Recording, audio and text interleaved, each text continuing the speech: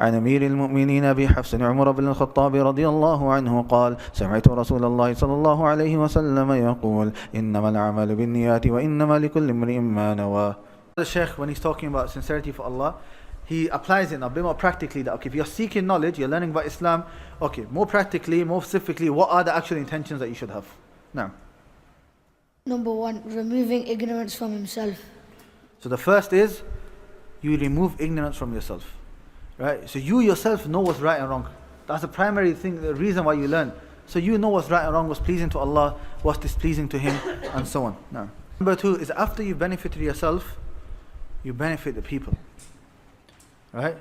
So a person learns and then he spreads that knowledge to others, right? That should be your intention. If you learn something, my family doesn't know this, I want to teach them.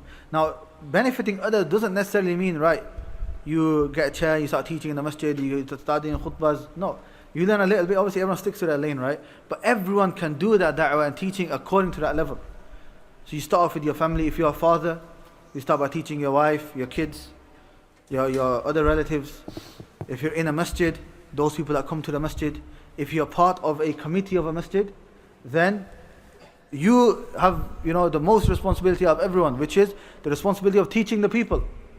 And you can't teach the people if you don't know anything yourself. That's why it's very important. I say this to all of the, committees that are in masajid. That what's happened is that in the 60s and 70s, because of the fact that Muslims came to this country, right, for work, and then they needed a place to pray, what happened? They built a masjid. And these are normal people because they needed a place to pray. But because they built it, legally what's happened? They've become the trustees. Which at that time fulfilled the purpose. But now there's more need for masajid, and the role of the masjid is much greater. Right? It's a place where Muslims come to find their identity. It's a place where they come to learn. It's a place where they come to find righteous companionship, and so on. Right?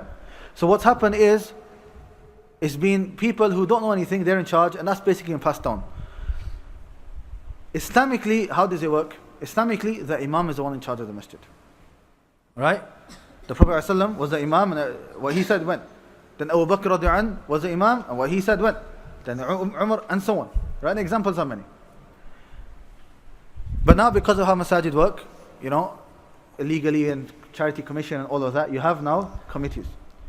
And I say to all of the committee members, for you to take on that responsibility of being part of that committee and being part of decisions that affect the masjid, you have to, before you are able to give that ruling or give that the ruling of what's taking place in the masjid, you have to learn yourself.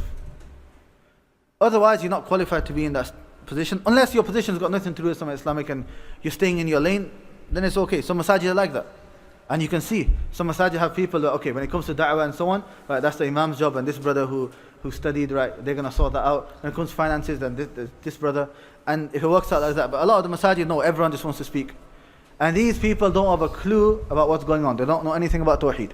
They don't know anything about the Sunnah. They don't know anything about Manhaj. They don't know anything about anything.